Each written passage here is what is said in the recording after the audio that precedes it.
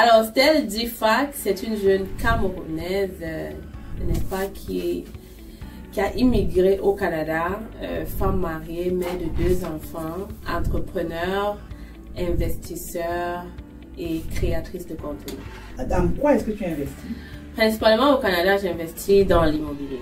Ah, j'ai appris que l'immobilier rend riche. Mais oui, l'immobilier au Canada rend riche, effectivement. Okay. D'accord.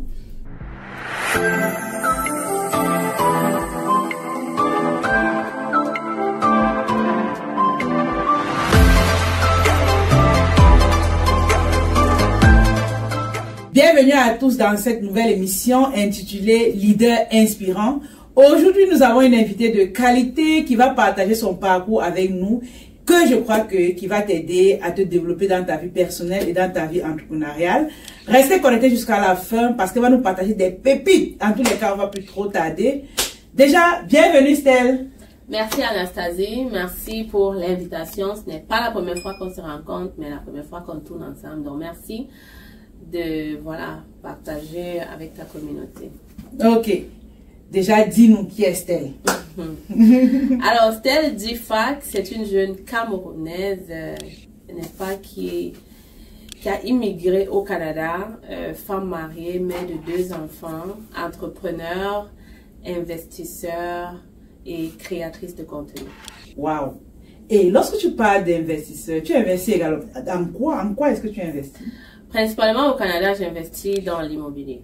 Ah, j'ai appris que l'immobilier rend riche. Bon, je l'accepte, mais je suis pas encore, je veux dire, dans mon plan, je suis pas encore rendue là. Ok. Mais oui, l'immobilier au Canada rend riche, effectivement. Okay. D'accord. Bon, bienvenue encore. Je suis vraiment très heureuse de t'accueillir ici aujourd'hui. Tout le plaisir est pour moi. Ok. Déjà, dis-nous, en quelle année tu es arrivée ici au Canada? Bon, je suis arrivée en septembre 2014. Je me rappelle très bien. J'ai été accueillie à l'aéroport par des amis de mon oncle qui ne me connaissaient pas, qui ne m'avaient jamais vue. Ils avaient une pancarte à main qui était écrite Stell Difac. Oui. Bienvenue au Canada. Sérieux. Et pourtant, j'ai mon oncle ici. Donc, ça, c'est pour dire à tous ceux qui atterrissent dans un nouveau pays que bon, il n'y a pas de problème même si tu connais personne. Anyway, je suis arrivée comme étudiante en septembre 2014. Ok. Et lorsque tu es arrivée, est-ce que directement tu es allée à l'école ou tu as eu un retard de démarrage? Bon, je suis arrivée en septembre et je suis venue 2 semaines en retard. Parce que normalement, mon cours commençait, je crois, le 6 septembre, mais je suis venue 2 semaines plus tard. Fait que l'école m'a dit que je pouvais pas commencer et que je devais attendre la session de janvier. Donc, en attendant ma rentrée de janvier, j'ai fait des cours d'anglais parce que fallait pas rester à la maison comme ça à rien faire, tu vois. Donc, c'est un peu ça. Donc, j'ai dû attendre, j'ai fait mes cours et en janvier, j'ai commencé l'école. D'accord. Donc, il y a aussi une loi que j'ai eu à lire quelque part qui disait que lorsque on arrive au Canada, on ne doit pas travailler avant d'aller à l'école. Est-ce que cette loi est valable encore? Effectivement, la loi te dit que tu dois respecter tes conditions de séjour. Donc, tu es venu comme étudiante et ça dit très bien que pour travailler, il faut que tu aies déjà commencé les cours. Donc, ce n'est que là que tu peux effectivement aller travailler. Sinon, tu cours de gros risques complètement parce que dans un nouveau pays comme ça, comme le Canada, vaut mieux suivre les règles pour être tranquille dans la tête et ne pas se poser des questions plus tard. Donc oui, moi, je ne suis pas allée travailler, je suis allée justement faire des cours d'anglais qui m'ont aidé plus tard. Wow, wow. Ok, par rapport à ce que tu viens de dire, combien d'années as-tu fait dans les études ou tu as déjà terminé? Ça fait, tu dis tantôt que ça fait 10 ans que tu es au Canada. Est-ce que depuis 2014, tu es toujours sur les bancs? Oui. Ah, 10 ans. Bon. Oui et non, parce que je suis arrivée comme étudiante dans un séjour. J'ai fait un diplôme d'études collégiales en comptabilité et gestion. Donc, ça c'est 3 ans, ok? J'ai terminé. Et vu que j'avais commencé en janvier, moi j'ai accéléré. J'ai terminé un peu plus tôt. Et après, j'ai demandé ma résidence. Et après ma résidence, je me suis inscrite dans un baccalauréat en comptabilité à l'ESG UQAM. Et je suis toujours en train de faire la formation. Ne me demandez pas pourquoi. Mais vous savez, non, c'est parce que dans la vie, parfois j'ai dû mettre pause pour des raisons personnelles et surtout familiales. J'ai eu 2 enfants rapprochés en l'espace de 1 an. Et je me rappelle quand j'ai accouché mon fils, j'ai repris l'école 2 semaines après. Ben, parce que j'avais de l'aide, j'avais ma mère, ma belle-sœur à la maison. Donc, j'ai pu reprendre l'école directement 2 semaines après avoir accouché. Mais quand j'ai fini la première session, j'ai compris que je pouvais pas. J'étais pas encore prête à... Ouais, j'étais pas encore en forme et j'étais pas très satisfaite des notes que j'avais eues. Donc, j'ai d'abord mis une pause et pendant la pause, il savait que j'ai eu un autre enfant, en fait. Ça fait que ça m'a un peu retardée et c'est pour ça que je suis encore à l'école en ce moment pour terminer mon baccalauréat, mais je termine bientôt. Bravo, c'est une bonne nouvelle. Ouais. Et parlant d'enfants, actuellement tu en as combien? 2. Wow. 2 garçons, 1 garçon, 1 fille. Ouais. Wow, ça veut dire que tu peux m'arrêter d'accoucher. Hein? C'est ça, j'ai donné le garçon, j'ai la fille. Donc, c'est ça, je peux me dire que voilà. Je veux la fille ou je veux le garçon. Chacun, voilà. Okay. Mais. Et dis-nous, tu as rencontré ton mari sur les bancs? Ça, c'est une drôle de question. Ben bon, je rencontre mon mari au Cameroun. Ok. Je rencontre mon mari au Cameroun. Son histoire, lui et moi, c'est vraiment une histoire. Comme on dit, Dieu a dit que ce serait mon mari. Parce que je le rencontre au Cameroun vraiment à tout hasard. Dans une agence qui nous a fait immigrer ensemble. Et le jour où moi je viens à l'agence pour prendre les informations, c'est le jour où lui, il a le visa. Donc, c'est le jour où lui, il vient présenter son visa. Et moi, quand je le vois, je me dis... Cette histoire est louche, ça c'est sûrement un garçon qu'on a payé pour venir, tu vois, pour venir nous angoisser, pourquoi on paye donc. Parce que j'étais très sceptique dans les histoires de voyage parce que j'avais eu un passé très difficile avec les agences. Donc là on se rencontre et puis on échange même rien, rien du tout. C'est la secrétaire qui après me donne son Facebook. Le Facebook du monsieur? Oui, de mon mari actuel vu qu'il avait voyagé. Donc elle me donne son Facebook. Et c'est comme ça que quand moi aussi j'ai le visa, ben évidemment on est au Canada ensemble, même s'il n'est pas dans la même ville. Vous êtes arrivé la même année? Oui, il est arrivé en 2014, genre janvier. Et moi je suis arrivée en 2014, genre septembre. Donc la même année avec juste quelques espaces de mois. Donc c'est comme ça qu'on cause comme amis. On est amis au départ. Vous êtes amis, exactement. Ouais, donc on est amis pendant 3 ans, 4 ans. Hein. Ouais, et c'est après que, bon, voilà. Il a mis le mot ou c'est toi qui as mis le mot? Bon, évidemment, c'est lui, là. Je suis quand même une femme camerounaise et tout. Non, évidemment, c'est lui. Je pense que, je sais même pas comment ça a ticté. Mais lui et moi, on est voisins. En fait, sa famille. On s'est rendu compte après. En fait, sa famille connaît très bien la mienne. Pour te dire qu'ils ont vécu. Son père connaît tellement bien la mienne parce que il s'est avéré plus tard qu'on était très très proches au village. Vous êtes vous faites partie du même village. Même village. Donc son père connaît tellement bien la famille de ma mère que les choses ont été un peu plus tellement de coïncidences avec lui que je dirais que c'est vraiment c'était l'âme sœur. C'était vraiment l'homme que Dieu avait choisi pour moi. Wow, l'âme sœur. Ouais. Tu penses que les âmes sœurs existent? Parce que quand on dit âme, ça existe. Je sais pas si c'est âme sœur ou quoi, mais je dirais que il y a quelqu'un que Dieu a promis pour toi. Il faut juste le chercher et savoir le reconnaître. Parce que moi, pour mon histoire, quand mon mari est venu pour me dire clairement que je veux qu'on sorte ensemble. Mais avant ça, il y a une histoire, je sais même pas, mais il faut pas que j'entre trop dans les détails. Non, mais tout savoir. Mais en fait, lui et moi, on était amis. Ça veut dire qu'il avait sa copine, j'avais mon gars, et on se voyait. Donc, on était amis, vraiment amis, hein, vraiment amis, le genre amis. Mais un jour, après quelques mois de séparation, on ne s'était pas parlé. La première fois qu'il m'appelle, c'est là qu'il se rend compte qu'on est du même village. Et je pense que c'est là où les choses sont allées très vite. Mais moi, je voulais vraiment quelqu'un pour me poser. J'étais vraiment dans l'optique que je veux quelqu'un. Et comme je suis croyante, j'ai mis mes genoux au sol.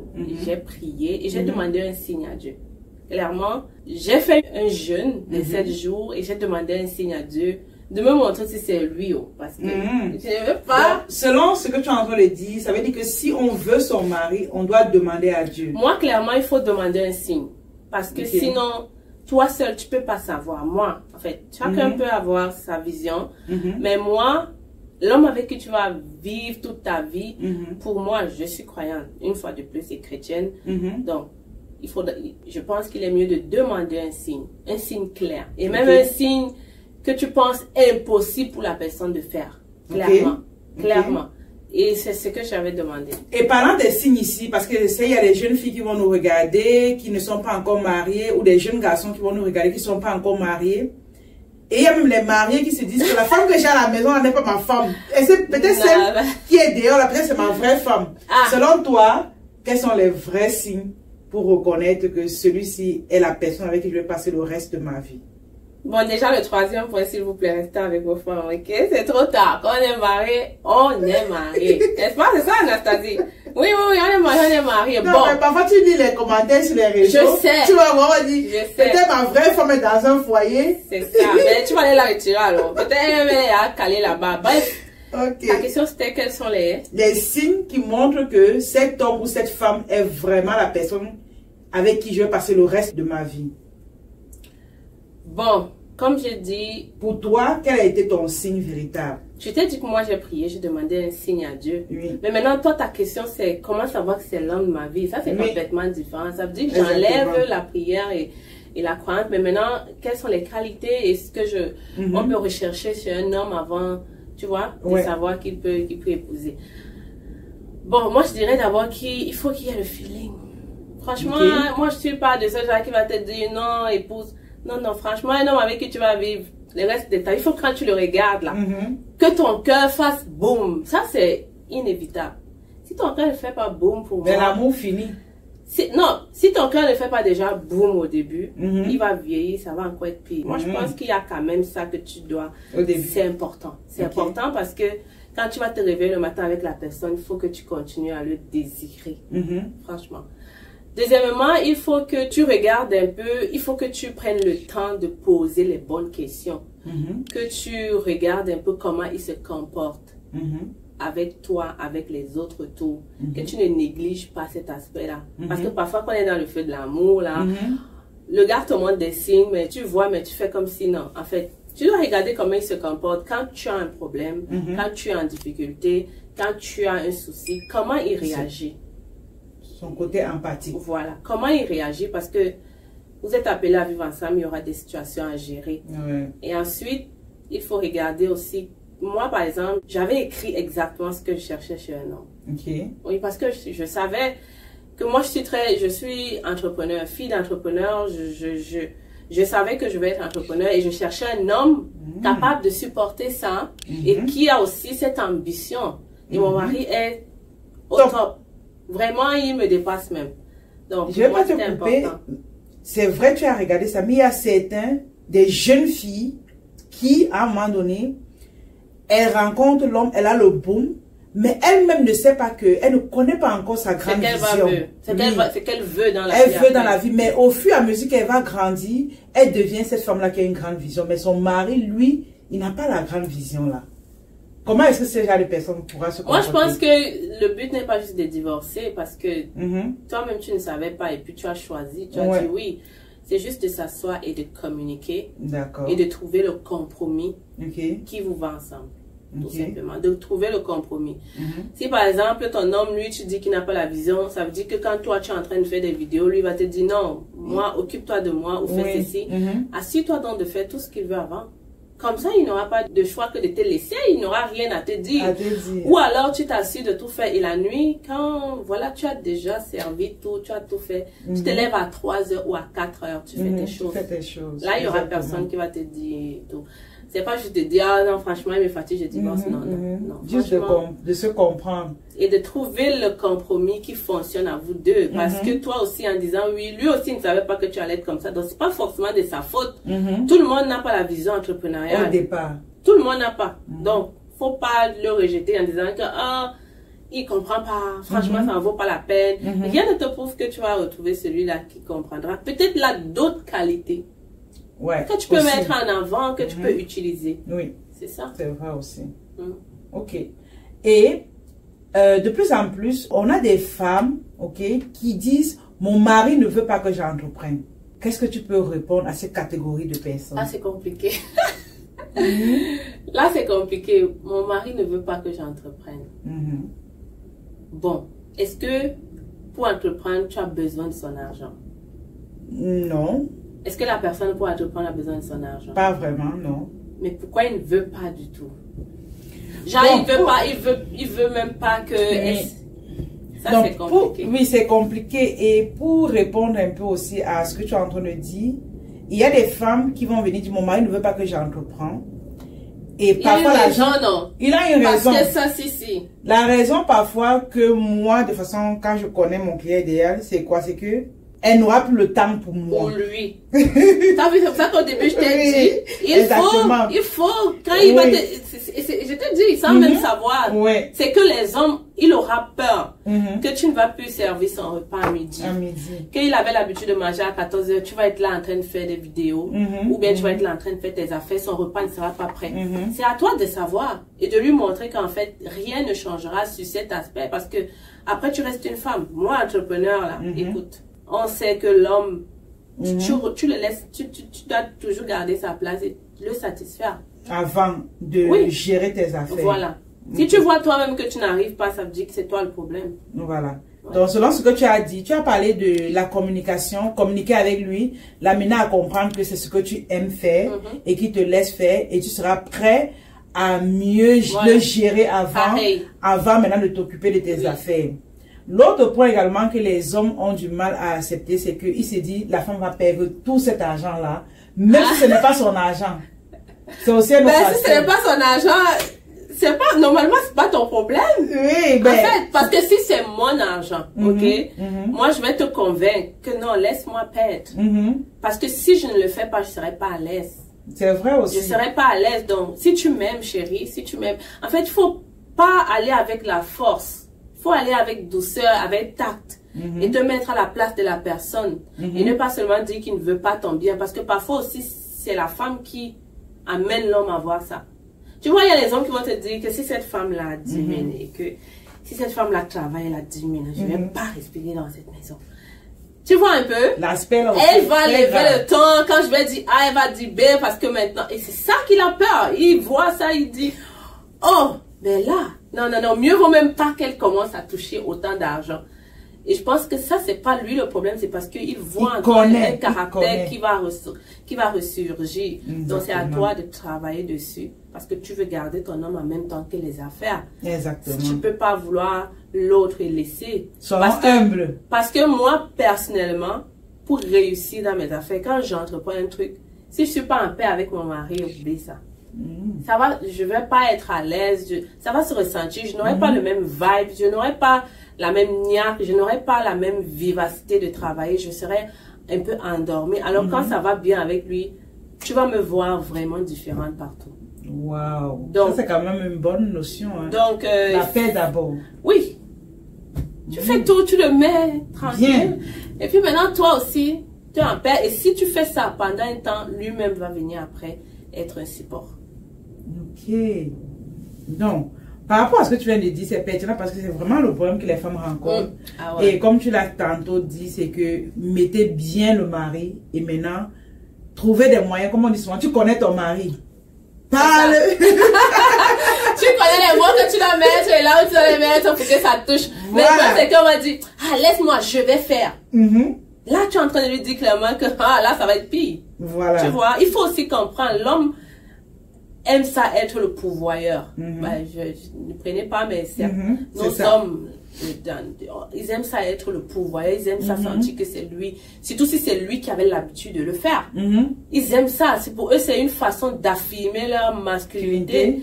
Donc il faut comprendre qu'il a peur. Et c'est à toi donc maintenant de montrer que ne t'inquiète pas, chérie. Ta place sera toujours là. Et quand tu vas gagner l'argent, tu n'hésites pas. Si tu avais l'habitude de lui demander quelque chose, tu continues de lui demander pour qu'il se sente toujours homme. Le rassurer. Oui, il se sent toujours homme. Mais maintenant, si tu commences à faire les grandes dames là, que je me suffis. Tu vas perdre ton mari. Moi, je prends ça pour dire qu'il y a un monsieur qui m'a appelé récemment pour un entretien justement dans cette alternative. Il vit avec sa femme au Canada et elle a commencé à entreprendre. Et il trouve que sa femme le laisse beaucoup. Un homme très amoureux. Et tu t'entendais parler, tu disais que ouais, la femme là est en train de perdre son mari parce que quand un monsieur commence à payer un entretien, pour comprendre, essayer d'avoir les pistes, c'est que vraiment, il est là. C'est qu'il est touché et il en est... Voilà. Donc, le problème de la fille, justement, c'est que lui, il travaille de la maison. Et donc, à midi, il n'y aura pas le repas. Il va être obligé d'aller chercher. Pourquoi? Parce que elle est en train de faire ci, elle est en train de faire ça. Elle est en train de faire ci, elle est en train de faire ça. Le monsieur, et elle se dit qu'il est à la maison, donc ça va et tout. Donc, elle va dormir à minuit parce qu'elle est au téléphone en train de gérer ses affaires. Tu comprends un peu? Et du coup, elle va se réveiller. Elle serait fatiguée le matin, elle ne va pas se réveiller tôt. Tu vois, cette alchimie-là, l'homme va se regretter pourquoi tu as entrepris. Oui. Il ne va pas apprécier le truc. Il va pas apprécier. Tu ne le mets pas bien. Et quand il va même venir, il me dit, quand il va même venir voir la fille, peut-être ça va changer 2 jours, mais après, ça va revenir. Peut-être pas consciemment. Oui, c'est de façon Je pense qu'elle est dans le mood que je suis en train de développer un truc, j'ai envie que ça fonctionne, je me donne à fond, mais il y a ton partenaire à côté que si tu ne regardes, il y a les filles mais derrière. parfois, un homme comme ça, je le conseille parfois d'aller jusqu'à prononcer le mot divorce pour qu'elle se rende compte que... Tu as dit exactement la même chose. Voilà. Moi, j'ai dit au monsieur que je pense qu'il est temps. Il faut qu'il frappe fort. Je lui ai dit, tu vois comme tu me parles là, que franchement, tu es à bout. Prends ta femme parce que je pense qu'elle ne sait pas ce que tu es en train de vivre. Elle ne sait pas ce qu'elle est en train de faire. Exactement. Ce n'est pas dans le but que vous divorcez, mais elle ne se rend pas compte. Donc, il faut que tu lui dises clairement, ma chérie, ici, là, ça suffit. Parce que le monsieur me disait que maintenant, il nettoie même la maison. Même comme il fait tout ça, là, il n'y a pas la nourriture tout le temps. Elle n'a pas le temps, elle va dormir tard. Le matin, elle va dire que va accompagner les enfants, je suis fatiguée. Il le fait, mais... Il veut sa place d'homme. Il veut sa place. Tu vois, et là, il me demandait les pistes, comment toi tu fais en tant que femme entrepreneur. Et moi, je lui ai dit que je pense que ta femme, d'abord, fais-la asseoir. Dis-lui que ma chérie, ça ne fonctionne plus. Tu veux quoi? Oui. Gâtons d'abord. Oui, tu veux quoi? Dis clairement ce que tu veux. Parce que si vous continuez comme ça, comme je vois que tu parles là, vous allez aller vers là. Donc, vu que toi, tu aimes ta femme, je suis sûre qu'elle t'aime aussi. Asseyez-vous, communiquer vraiment. Explique-lui, ne fais pas les choses. Elle va pas comprendre. Donc, on avait exactement le même point. Et tu vois, c'est ça, les hommes ont peur. Parce que nous, les femmes, en fait, on aime quand on nous titille, on aime quand on nous dit c'est fini. C'est là où tu te réveilles. Ton esprit dit, hey, qu'est-ce qui se passe? C'est ce que tu faisais avant. Qu'est-ce qui se passe? Tu m'as dit, non, si l'homme s'est dit que c'est fini, sûrement il a même déjà une autre femme, il faut que je me remette et tout. Même ça va prendre 1 an, au moins qu'elle ait pris conscience que... Voilà, c'était vraiment, il avait vraiment mal. Non, ça fait beaucoup mal, surtout quand il aime sa femme. Il me dit, Stella, je ne trompe pas ma femme. Je ne vois pas ailleurs. Mais... Non, vraiment, par rapport à ce que tu viens de dire, tu vas donner un conseil pour poursuivre aux femmes qui sont entrepreneurs et qui délaissent leur mari. Donc, moi, le conseil que je vais dire, comme j'ai dit tantôt, faut jamais te mettre dans la tête que l'argent remplacera ton homme. Et ça, c'est un problème de femme entrepreneur. C'est comme moi, quand tu touches beaucoup d'argent, tu te dis que tu n'as plus besoin de lui. Surtout s'il ne t'aide même pas peut-être dans tes entreprises ou comme tu as dit, il n'est pas entrepreneur. L'erreur, c'est de se dire que je peux même me passer de toi. Non. C'est que le jour où tu vas le laisser qu'il va partir là, tu vas te rendre compte que les petits moments là t'aidaient même à avoir cet argent dont tu parles. Exactement. Ouais. Donc, faut savoir faire la part des choses. Toujours chercher le compromis pour que tout soit bien dans ton foyer. Et ensuite, maintenant, tu seras beaucoup plus forte dans tes affaires. Exactement. Et on dit souvent, selon l'arbre généalogique, c'est qu'on met Dieu en avant, on met la famille et on met les affaires en troisième position. Toujours. Avant, parce que tu restes une femme, une mère, et on parle même des hommes, on parle même pas des enfants. Parce que là, c'est un autre débat parce que beaucoup de femmes entrepreneurs aussi délaissent les enfants. Beaucoup. Parce que ça va commencer à être seulement la garderie, l'enfant est là, tu ne regardes plus, tu ne joues plus, tu ne fais plus des activités, tu veux juste... Pourtant, il faut que tout soit réuni là. Moi, franchement, le conseil que je peux donner aux femmes, assure-toi toujours de faire ce que tu as fait à ton mari, de rentrer le soir, chérie. Ça va? Est-ce qu'il y a quelque chose que tu as besoin? Je peux faire parce que là, je suis en train d'aller faire telle chose pour mon entreprise. Mais si tu as besoin de quelque chose, tu vois, il va te dire, vas-y chérie. Il est content. Oui, il va, parce que même si tu fais ça, tu sais ce que tu fais. Ok? Tu sais ce que tu fais. Parce que tu sais qu'il va qui a même des choses, mais il risque de te dire, il n'y a rien. Vraiment. Donc, vraiment, pour les femmes, soyons des femmes humbles. C'est vrai, nous sommes des chefs d'entreprise, on a des employés qu'on gère, on a ce côté autorité-là. Qui revient souvent là-bas. Qui revient. On oublie que c'est le mari. On veut gronder le mari comme si on grondait l'employé. Je sais, vraiment, c'est qu'on nous difficile. C'est difficile. Surtout moi, je suis une femme de caractère. Voilà, c'est ça. Tous les chefs d'entreprise ont un peu ce côté-là. Ouais. Mais maintenant, pour être féminine, demandons même à Dieu de nous donner ce côté. Le mot. Oui. Parce que ce n'est pas évident. C'est pas évident. Ce n'est pas évident. Et moi, au début, j'ai vécu ça. Ce n'est pas évident. C'est pas évident. Ça m'a demandé même à la famille, la belle famille, de me faire asseoir. De m'expliquer. Oui. Et de moi-même, intérieurement, de comprendre les choses. Et de prier Dieu surtout de me donner, n'est-ce pas, cet esprit-là. D'être féminine. Et de laisser les choses passer. Parfois, c'est l'argent qui fait ça. Hein. C'est l'argent et le caractère en même temps. C'est tout ça. Donc, juste pour dire que soyons des femmes humbles, restons à nos places en tant que inférieurs à l'homme. Quoi qu'on dit, nous sommes inférieurs aux hommes. Même si on gagne des millions par rapport à nos maris, disons-nous que ils sont des chefs. Ils sont l'autorité de la maison et ils ont droit au respect. Est-ce que toi qui écoutes ces messages... ils vont pas aimer, ils vont pas aimer. Il y a les féministes là qui vont nous tuer, mais ne nous tuer pas. Chaque personne connaît ce qui la rend heureuse. Exactement. Hein? Moi, je dis toujours aux femmes, si toi tu es le genre de femme que tu sens que tu es heureuse toute seule, t'as pas besoin d'un homme. Ok, mais si toi tu sens que tu retrouves ta paix, tu retrouves ta joie quand tu marches avec ton mari et tes enfants, fais des choses pour que ça reste ainsi. N'entre pas dans la game des autres. Eux, ils savent peut-être pourquoi ils font ça. Ils sont corrects comme ça, mais toi, si tu sais que quand tu vas sortir là, tu vas avoir un couple, ça va te faire un pincement. C'est que tu n'es pas comme ça. C'est ça. Donc, il faut tout faire pour être... Exactement, vraiment, cette partie était vraiment agréable. Donc, on a dit... On n'était même pas prévu, c'était prévu faire tout... Tu étais si prêt, hein? C'était la vidéo, tu m'avais pas prévenu, là. Ça va aller. Donc, on va rentrer dans qui est-elle. Déjà, dis-nous, est-ce que lorsque tu es arrivé au Canada, les débuts étaient difficiles? Non. Moi, je n'ai pas connu des débuts difficiles, j'ai atterri en famille. Ah, tu as atterri en famille, ok. Donc, tu es pas arrivée seule en tant qu'étudiante? Non, j'ai dit, je suis venue chez mon oncle. Ah, chez ton oncle. Donc, moi, j'ai atterri en famille vraiment bien encadrée et tout. Je n'ai pas connu trop de soucis. Ok. Donc, proprement dit, tu nous as dit, actuellement, qu'est-ce qui t'a poussé? Parce que je sais, tu parles parfois d'immigration ici au Canada. Qu'est-ce qui t'a poussé à parler d'immigration sur YouTube? Oui, qu'est-ce qui m'a poussé? Déjà, tu peux donner le nom de ta chaîne et tout. Bon, c'est facile Canada ou c'est facile dans TikTok, partout, Facebook, YouTube, Instagram. C'est facile, c'est FACILE. Qu'est-ce qui m'a poussé? C'est que, premièrement, c'est la nuit. Je venais d'accoucher de ma fille, là. Ma fille... C'était en quelle année? J'ai commencé en 2021, là. Février, mars 2021. Je venais à peine d'accoucher, il y a peut-être 2 ou 3 mois. Et je m'ennuyais vraiment à la maison. J'étais en congé maternité.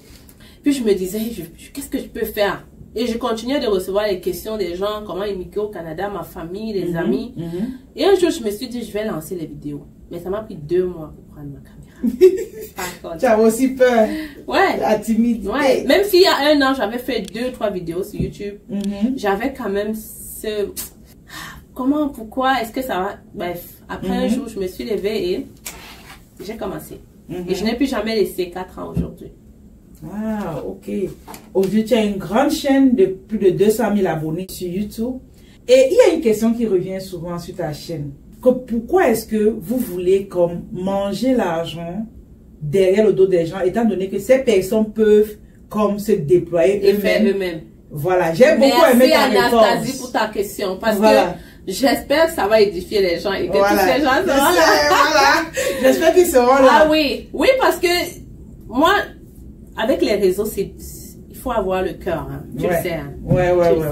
Tu sais qu'il faut être armé, là. Il faut être très, très... Voilà. Moi, je pose souvent la question aux gens.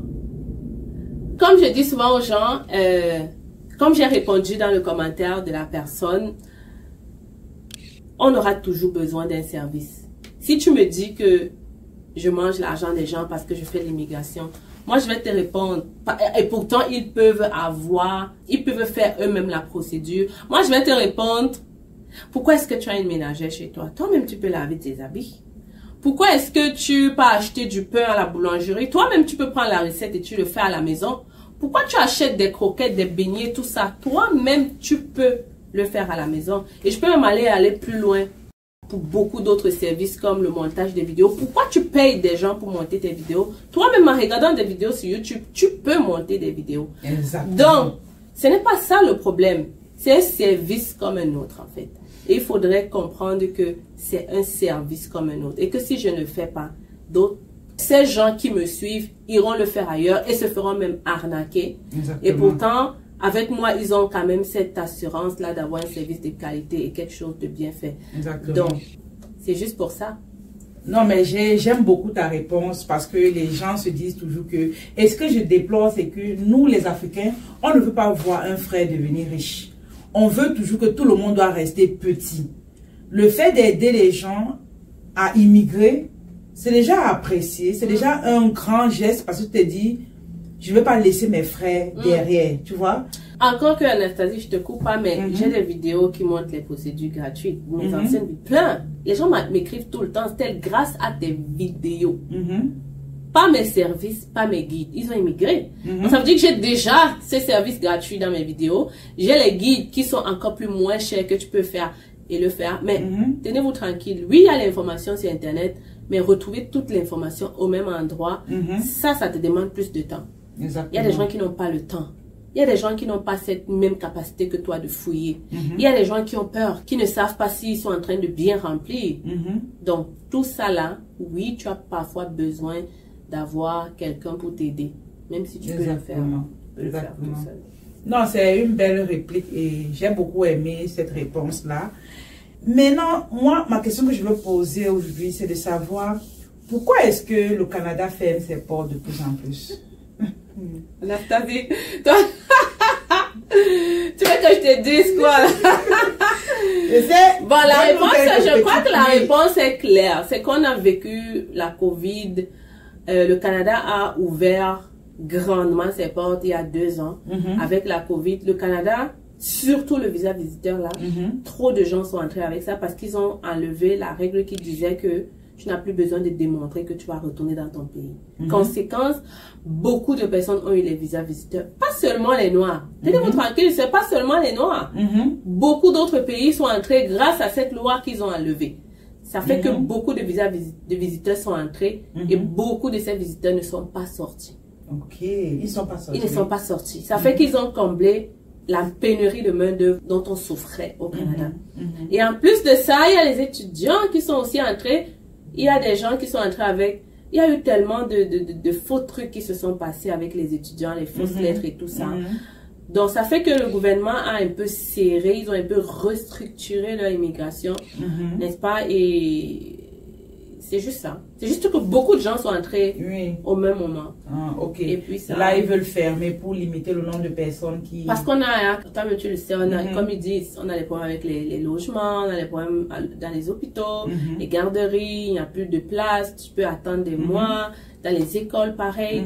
Ça fait que je pense qu'ils veulent un peu se laisser du temps pour construire de nouveaux logements, construire de nouveaux hôpitaux, construire en fait tous ces trucs-là pour que les nouveaux arrivants, les immigrants qui vont entrer les années futures puissent avoir de la place en fait. Ok, mais j'ai eu à suivre que les autochtones aussi ne veulent plus voir les gens entrer. Je pense pas. N'est-ce pas? Non. Je pense pas que ce soit ça la raison. Pourquoi les autochtones ont commencé à dire qu'ils ne veulent plus les immigrants? C'est justement parce que il y a eu une propagande politique qui ont fait croire à ces gens-là que les immigrants étaient responsables du manque de logement. Ça fait que ça a attisé justement ce truc-là. Et c'est ce que j'ai dénoncé dans plusieurs de mes vidéos. Tu te rends compte si tu es né ici et tu entends dans la radio, dans les journaux, partout que c'est à cause des immigrants que le logement est passé de 1000 $ à 1500. Évidemment, tu vas commencer à les trouver, à les voir mal, tu vois. Tu entends que c'est à cause de qu'on n'a plus de place dans les garderies. C'est à cause de que... Et qui se permet de prononcer cela? Mais ça, les journalistes ou c'est... Ok. Donc, on va continuer. Vous pouvez comprendre un peu lorsqu'elle fait ça. Vous pouvez comprendre. Donc, on va continuer parlant de l'immigration. C'est ton domaine. C'est ton domaine, n'est-ce pas? Donc, on va continuer parlant de ça. Maintenant, quel est le meilleur statut actuellement qu'une personne qui nous occupe aujourd'hui, qui veut entrer au Canada, quel est le statut idéal qu'il doit avoir?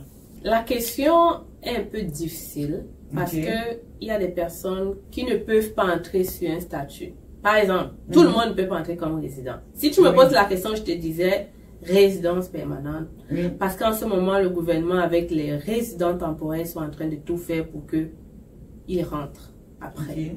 Tu vois? Donc, si tu veux t'assurer de t'établir sans trouble, c'est la résidence permanente. Mais tout le monde n'a pas le profil d'entrer avec la résidence. Donc, les étudiants fonctionnent. Moi, je dirais plutôt, qu'est-ce qu'on doit éviter? Je dirais visa visiteur. Ok. Et je dirais vraiment visa visiteur. Mais sinon, tous les autres programmes sont encore accessibles. Et j'ai eu aussi à comprendre que les travailleurs fermés, travailleurs étrangers temporaires. Oui, que c'est aussi délicat. Délicat dans le sens qu'il n'y a plus assez parce de contrats. Parce qu'après, lorsque le contrat est fini, ils doivent rentrer automatiquement. Bon, ça dépend dans quelle catégorie d'emploi ils sont. Parce que actuellement, pour avoir la résidence, quand tu es sur permis de travail fermé au Québec, il faut être de la catégorie faire 0, 1, 2, 3. Ok. Si tu es de 4, là, c'est là qu'il y a un problème. Ok. Tu peux pas. C'est vrai qu'on va pas entrer trop dans les détails, vu que tu parles de catégorie. Moi-même, ça va me prendre. Tout à l'heure, tu disais que le statut à éviter est le statut de visiteur. Pourquoi? Pourquoi est-ce qu'on doit éviter? Parce qu'avant, le visiteur qui entrait, ça, pour rester, pouvait demander un contrat de travail. Ok. Et l'employeur pouvait faire le permis de travail fermé. Là, ils ont aboli cette loi-là. Ça veut donc dire qu'un visiteur qui entre, pour rester, franchement, je ne sais pas. Il n'a plus d'option. Il n'y a plus de travail pour lui. Ouais, en tout cas. L'employeur ne peut plus lui donner le permis de travail fermé étant dans le territoire. Il faudra qu'il sorte du territoire avant de faire cette demande-là et revenir avec un nouveau statut. Or, pendant la COVID, avec tout ce qu'on avait, le gouvernement avait ouvert en disant que bon, comme il y a beaucoup de visiteurs, si tu trouves un employeur qui est prêt à t'embaucher, ben, tu restes sur le territoire pendant que tu fais ta procédure. Pour changer, la personne changeait le statut sur place. Ouais, il faisait le tour du poteau, il changeait. Parlant de tour du poteau. Ouais, ils ont aussi fermé le tour du poteau. Parlant même du tour de poteau, même moi, je ne comprends pas trop. Quand on parle de tour de poteau, c'est sorti ou aller aux États-Unis, revenir. Ouais, moi-même, j'ai fait ça pour avoir mon permis de travail post-diplôme. Ok. C'est d'aller où? Dans quel pays? Aux États-Unis. Parce que on est à la, parce que c'est la frontière. On est plus proche, non? C'est la seule frontière qu'on a là au Canada. Donc, en fait, tu sors parce qu'en revenant, tu n'as plus le même statut. Tu demandes un nouveau statut. Ah bon? Oui. Tu sors du Canada. Il faut qu'en sortant, ton statut soit valide, par exemple. Bon, je suis visiteur. Oui. Ou je suis... Non, visiteur, par contre, on ne peut plus. Je suis étudiant. Avant, oui. Avant, voilà ce qu'un visiteur faisait. Ok. Il avait un employeur qui lui donnait l'EIMT, le CAQ. Il prenait cet EIMT, CAQ et tous ces documents-là. Son visa visiteur est encore valide, ok? C'est toujours valide. Donc, il sort. Un visiteur peut sortir et entrer au Canada. Okay? Sauf que maintenant, quand il entre par la frontière devant l'agent, c'est un autre statut qu'il demande. Et comme il a toute sa documentation, on change son statut là. Et on lui donne un permis de travail. Là, on lui donne un permis de travail. Oui, parce que parfois en ligne, c'est long, c'est lent. Donc, du coup, beaucoup faisaient ça pour facilement avoir leur nouveau document. Moi-même, je l'ai fait après mon permis d'études, là.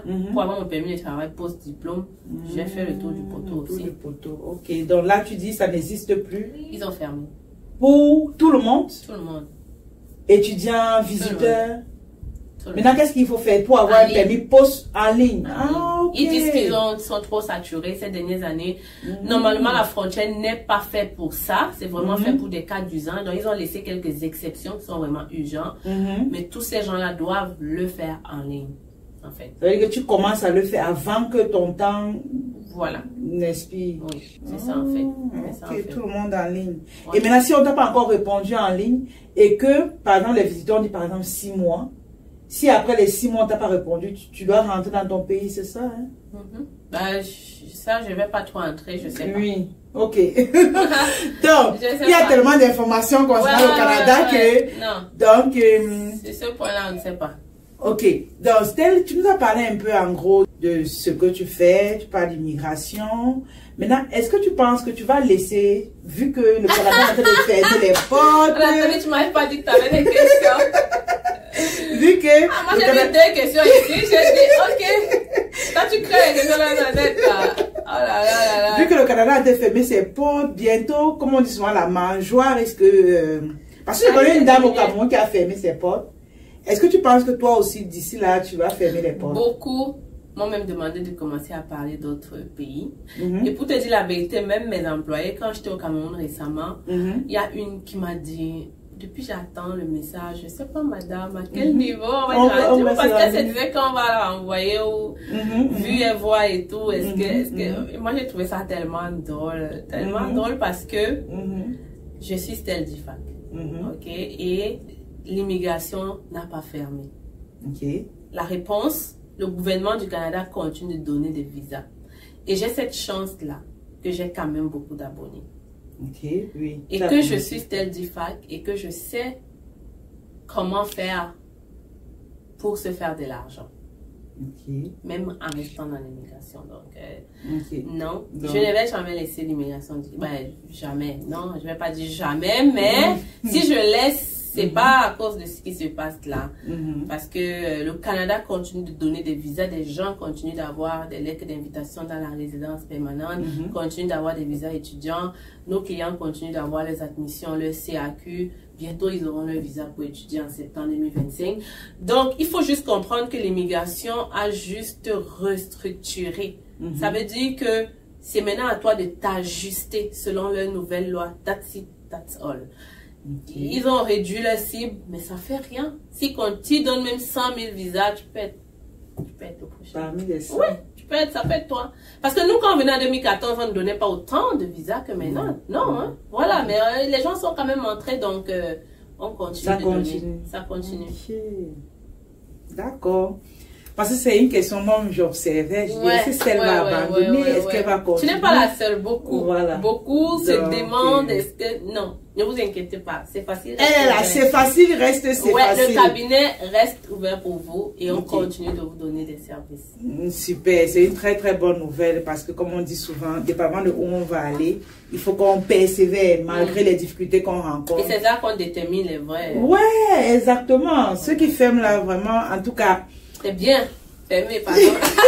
Fermé, tu n'auras pas trop la concurrence. Voilà, fermé. Il y avait d'abord déjà trop de... Il y a rencontré des personnes qui sont en train de fermer, même au pays, là. Ils ferment, ils réduisent le nombre d'employés. C'est tout ça. Ouais, et... Non, mais ça va aller, ça va aller.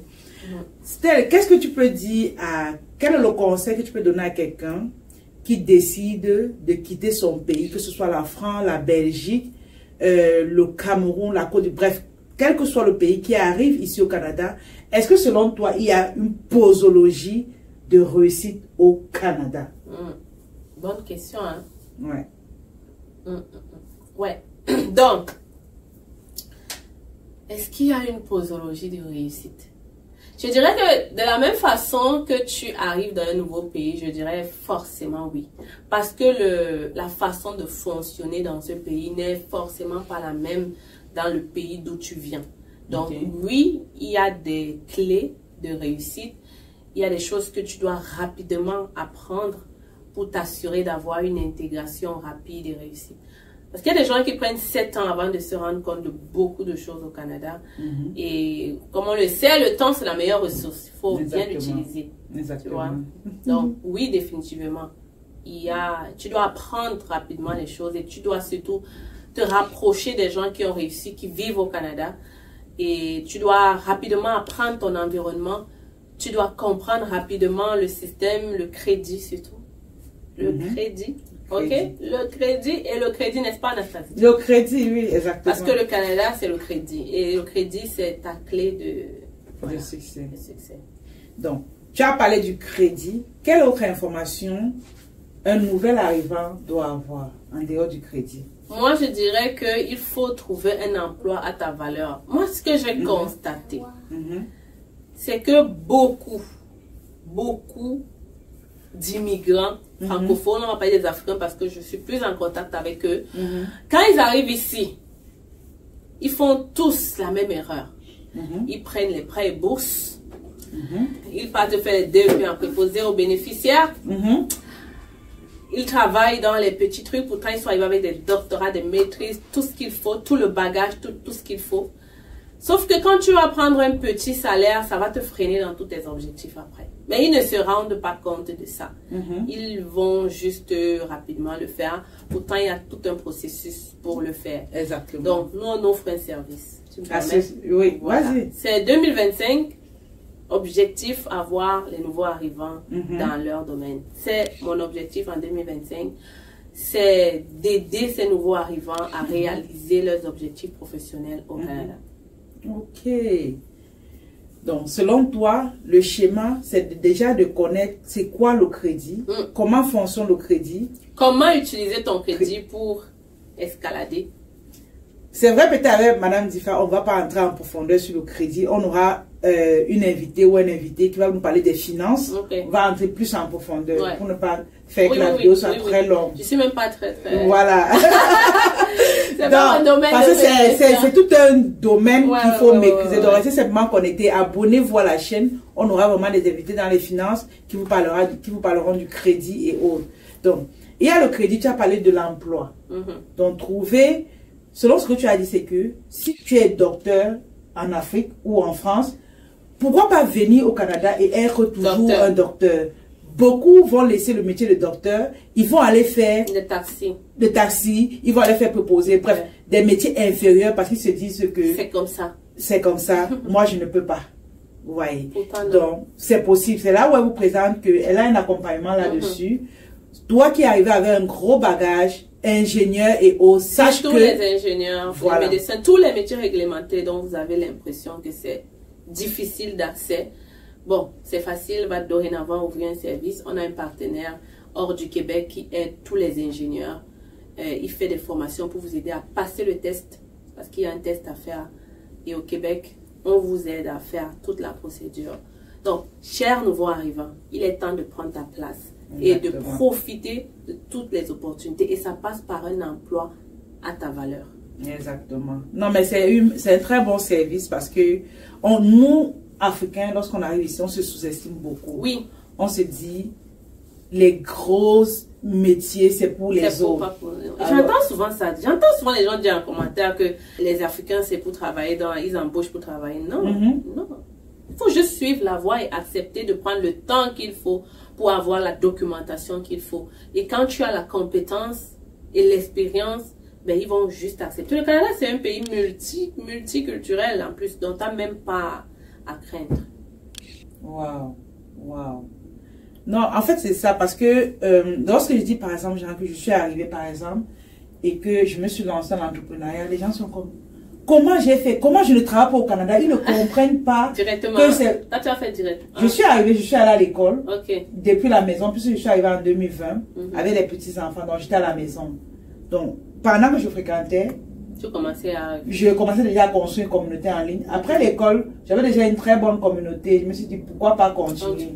C'est donc comme ça que j'ai continué. Comme on dit souvent, quand on touche déjà l'argent, on ne peut plus laisser. Et c'est donc ça que est leur problème, tu as vu? Eux, ils viennent comme préposés aux bénéficiaires. Quand ils ont touché ça là, c'est fini. Ils ne peuvent plus faire ingénieur. C'est ça, c'est fini. Il y a de fortes possibilités que tu restes préposé ou que tu restes dans le petit métier là. Exactement. Alors que tu as un diplôme d'ingénieur, un master, un doctorat.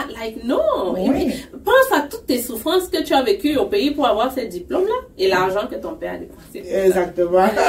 Et te dis que je rêve grand, je vais aller faire ce que j'ai toujours eu à faire. Moi, j'ai mon amie qui est venue doctorat en médecine aujourd'hui. Elle est docteur au Canada. Alors. Ça vaut de l'or. Trouvez ce que tu peux peut-être le dire.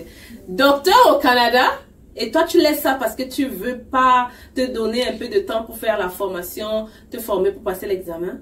Moi je dirais que c'est une bêtise. C'est ça. Ce serait une bêtise de laisser tomber. Par rapport à ce que tu dis, c'est vraiment très pertinent. Et moi, c'est le conseil que je donne aussi tous les jours aux personnes qui arrivent. Lancez-vous, faites vraiment ce qui vous passionne. Parce qu'on a plusieurs ici au Canada qui vont travailler, mais toujours fâchés. Elle se lève le matin, c'est comme si elle a tapé. Toujours fâchée parce que elle n'est pas en train de faire ce qu'elle aime. Déjà, le pays est compliqué. Il fait très froid là dehors. Il fait froid. Et après, c'est eux qui vont dire que le Canada est bizarre. Franchement, c'est parce que... Non, c'est pas le Canada, le problème, c'est toi. C'est ça. Parce que toi-même, tu as décidé d'aller faire préposer parce que quelqu'un t'a dit que ça donne l'argent, c'est ceci. Mais tu ne te rends pas compte que c'est épuisant de te lever chaque matin et faire quelque chose que tu n'aimes pas. Tu ne penses pas à ça. Exactement. Mais c'est difficile. C'est vraiment difficile. Ok. Donc, on va bientôt clôturer. J'aimerais que tu me dises, qu'est-ce que tu penses de ceux qui ont un emploi au Canada et qui décident de ne pas avoir d'autres sources de revenus? Qu'est-ce que tu peux dire à ces catégories de personnes? Ça, je ne sais pas comment vous faites pour vivre, hein? Non, mais de nos jours, même si tu es au Canada ou pas, il est important d'avoir une autre source de revenus. Mais je dirais que moi, on m'a formée depuis petite à vendre, à travailler, à chercher l'argent. Donc, c'est peut-être pour ça que je ne comprends même pas comment vous faites. Vraiment. Ouais, non, franchement là, il faut chercher. Au Canada, en plus, tu as beaucoup de possibilités. Tu as surtout Uber qui est vraiment très facile. Moi, mon mari, pour la petite histoire, quand je l'ai connu, ben, il était soudeur dans une grosse entreprise au Canada. Mais nos rencarts, nos rendez-vous, vous savez c'était quoi nos rendez-vous? Nos rendez-vous, lui et moi, vous savez c'était quoi? On partait livrer. J'étais assise, copilote. Et on se plaisait comme ça. Il cherchait son argent en faisant des livraisons. Et pendant qu'il le faisait, les gens se moquaient de lui. Comme tu fais la livraison. Et 5 ans plus tard, ce sont ces gens-là qui sont en train de faire la livraison. Donc, rapidement, il faut ouvrir les yeux. Il ne faut pas non plus se lancer très vite. Par contre, il faut quand même se donner le temps d'observer son environnement avant de se lancer. Moi, je suis passée dans les mots de dire, moi, j'ai parfois dit que demain, dès que j'arrive là, je commence à vendre la nourriture. Ouais, c'est ça. Tu commences à vendre la nourriture, tu connais rien, tu connais pas les habitudes de vie, tu connais... C'est trop facile. Prends le temps d'observer, de demander conseil. Anastasie offre d'excellentes formations. Prends le temps de regarder, d'apprendre même les coutumes ici, comment ça se passe. C'est important. Ok. Donc, la personne, est-ce qu'il y a un temps déterminé pour observer l'environnement? Après, ça dépend de chacun. Ça dépend des capacités de chacun. Je comprends que des personnes entrepreneurs au pays ont plus une facilité. Tu comprends un peu? Ils ont une facilité d'avoir les informations, de regarder, d'observer. Mais pour quelqu'un qui n'était même pas entrepreneur au pays, ça va encore lui prendre un peu plus de temps. Mais si tu te rapproches, je dis encore des bonnes personnes comme Anastasie, si elle est dans le domaine que tu veux faire, je pense que ça irait. Oui, exactement. Donc, selon ce que tu as dit, c'est que lorsqu'on est au Canada, on ne doit pas juste se contenter de son boulot. Non. On doit avoir quelque chose à côté pour pouvoir arrondir les fins du mois, étant donné qu'on a des charges au pays. Ah! Ça, c'est autre chose. Ouais. Est-ce que tu as vécu ça? Les personnes qui t'appellent depuis le pays, tu n'as pas vécu ça? Parce que moi, je suis venue étudiante déjà, donc on sait qu'elle n'a pas l'argent. Elle n'a pas d'argent et elle étudie même jusqu'à 10 ans plus tard. Donc, même maintenant, là, quand tu me demandes, j'étudie. Ouais, c'est ça, j'étudie toujours. Non, mais c'est ça. Parfois, pour refuser l'argent à certaines personnes au pays, il faut donner comme raison que vous fréquentez. C'est facile en fait. Voilà, mais aussi, il faut être dur avec toi-même et avec ces gens et te dire que tu ne peux pas résoudre les problèmes de tout le monde au pays. N'est-ce pas? Et c'est un point que tu mentionnes. Beaucoup d'immigrants ici, là, vraiment n'arrivent pas à faire quelque chose parce que tout l'argent part au pays. Moi, j'ai des gens qui envoient 1200 au pays. Tu viens d'arriver, tu as ton premier boulot, $1200. Like, comment tu vas faire? Comment tu vas faire pour te bâtir? Si tu es déjà en train d'envoyer tout ce que tu as le point. Ah non, oh, c'est parce que vous parlez comme ça, vous ne savez pas. Non, non, non, non. Tu ne peux pas tout envoyer. Il faut que tu sois strict avec toi-même et te dire que je n'envoie pas plus de $200 au pays. Donc, la personne qui m'a écrit le premier là, si j'ai envoyé 50, il reste 150. Donc, non, parce que si tu ne fais pas ça, tu vas te perdre dans le je suis maintenant le Bengi, je suis maintenant celui qui est en haut, je suis. Et c'est toi qui vas pleurer plus tard. Parce que eux, le jour où tu n'auras pas progressé dans ta vie, tu n'auras pas fait des choses, ils vont te laisser, ils vont chercher celui qui a peut-être. Donc, vraiment, moi, je dis toujours qu'il est mieux de toi-même te bâtir, d'être dur avec ces gens, et plus tard demain, tu vas même ouvrir une entreprise au pays, tu les embauches, ou bien demain, quand tu seras déjà bien posé, tu crois que quand tu vas donner l'argent, après, ils vont refuser. Ils vont pas refuser, ils vont accepter pareil. Même si c'était fâché, ils vont accepter. Plus voilà, donc franchement, il faut toi-même te poser tes objectifs. Ok, vraiment merci Stell. L'entretien était vraiment magnifique, c'était extraordinaire. On a beaucoup appris. Et si vous avez des questions, vous qui allez nous retrouver après l'écoute de cette vidéo, posez toutes vos questions dans les commentaires. Elle viendra vous répondre par la suite. Si c'est un problème d'immigration, posez vos questions. On a parlé de relations, de mariage. Posez vos questions et elle pourra venir vous répondre. Pour ses coordonnées, elle pourra mettre dans les commentaires lorsque la vidéo va sortir. C'est-à-dire, dis-nous quel est ton dernier mot pour encourager ceux qui sont en train de nous écouter, qui sont déjà au Canada. Et même à l'extérieur, ça veut dire que on est quitté de l'Afrique, on est en France, on est en Belgique. Qu'est-ce que tu peux dire à ces personnes-là qui sont dehors et qui veulent vraiment aller à un autre niveau? Donc, si c'est mon dernier mot, déjà merci Anastasie pour l'occasion que tu me donnes de faire ce premier podcast, you know. Donc, merci beaucoup pour de me donner la parole. On me connaît beaucoup plus sur l'immigration et tout et tout. Voilà. Donc, tu as parlé de mariage. Ça fait plaisir de parler d'autres choses que l'immigration. Moi, je dirais à ces personnes qui sont à l'extérieur d'ouvrir grand les yeux. N'est-ce pas? Premièrement, vous ouvrez grand les yeux. Et vous n'hésitez pas à profiter de tout ce que ce pays peut vous offrir. Et vous n'hésitez pas. Et vous faites tout pour rester dans les règles et dans la loi. Parce qu'il n'y a rien de plus pire que d'être dans un pays et être stressé pour les papiers ou quoi que ce soit. Une fois que tu es correct, en paix, franchement, il faut ouvrir tes yeux. Il ne faut pas te dire que tu es noir, tu n'es pas dans ton pays, c'est impossible de réussir. Peut-être en France, c'est un peu plus difficile, il ne faut pas qu'on se cache.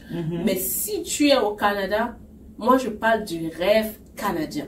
Je parle du rêve canadien dans tous ses sens parce que le Canada peut vraiment te permettre de quitter de là à là rapidement, de te réaliser, de faire ce que tu as toujours rêvé de faire. Côté finance, ils sont ouverts. Ils te donnent des prêts quand tu as un bon projet. Côté emploi, tu peux avoir tous les postes que tu veux. Tu peux être gestionnaire, tu peux être directeur, tu peux même être le maire. On a des noirs, on a des noirs. Mais oui, on a une Camerounaise qui est... J'oublie son nom. Oui. Tu peux même être le futur président, qui sait. Ah, c'est possible. Mais oui, c'est possible. Juste croire en fait. Ouais, il faut croire en toi. Il faut croire en toi et il faut... Comme je dis encore, observe ton environnement et va chercher. Moi, le problème que j'ai avec les immigrants, ils arrivent, ils sont tout le temps au téléphone avec les gens au pays. Comment? Tu vas rester là avec les gens au pays alors que tu es ici? C'est ça. Sors! Et je vais te dire une chose. Quand quelqu'un m'écrit, je suis au Canada, il m'écrit avec le numéro du pays, j'ai dit... Tu vois? Moi, je ne réponds pas à ce numéro. Comme ça. Tu n'as pas un numéro d'ici, je te coupe une fois parce qu'il ne veut pas s'intégrer. Il ne veut pas justement que les autres perdent son contact. Tu comprends qu'il n'est pas encore là. Ouais. Et ça, c'est... Il y a des gens qui sont comme ça 6 mois avec le numéro du pays. Non. Je ne te réponds pas. Il dit, est-ce que tu n'as pas un numéro d'ici? Ouais. C'est pas pour te dénigrer, mais c'est juste pour que tu te rends compte que tu es dans un nouveau pays et que tu dois faire comme ceux qui sont dans ce pays. Et si tu ne commences pas, tu risques de perdre beaucoup de temps. C'est ça. C'est ça. Donc ton conseil vraiment pour ceux qui nous écoutent, c'est de croire en eux. Crois en toi et utilise les forces de ce pays. Et pour ça, ça te demandera de quitter un peu, d'enlever ton esprit là-bas et de te concentrer ici. Ok. Donc, merci Stell. Déjà, merci encore à tous ceux qui ont écouté la vidéo jusqu'ici. Je vous invite à vous abonner, à mettre un pouce bleu pour nous encourager. N'hésitez pas à aller suivre la chaîne de C'est Facile sur YouTube, Facebook, TikTok. Le nom c'est Facile. Ouais, voilà. N'hésitez pas. Merci beaucoup d'avoir écouté. On se retrouve très bientôt. Voilà. Et n'oubliez pas de vous enregistrer pour le Spring. Le Spring est lancé pour le 20 janvier. 6 jours de formation où nous allons vous booster et vous aider à mieux organiser votre année 2025. S'il vous plaît, passez à l'action.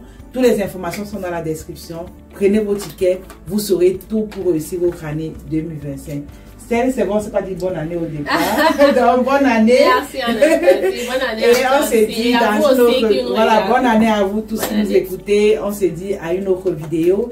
Abonnez-vous et bye bye. Voilà.